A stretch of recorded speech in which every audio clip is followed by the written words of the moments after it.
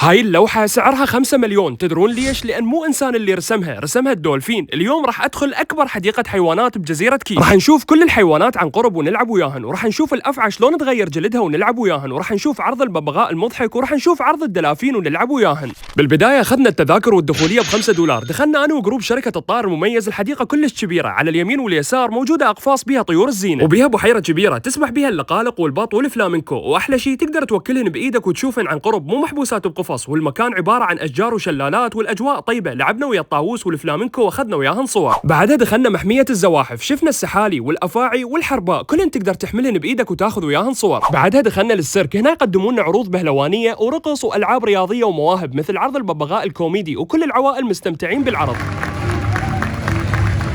وبعدها بدأ عرض الجمناستيك، وأحلى شيء لما نزل يمشي على إيده من بين الجمهور.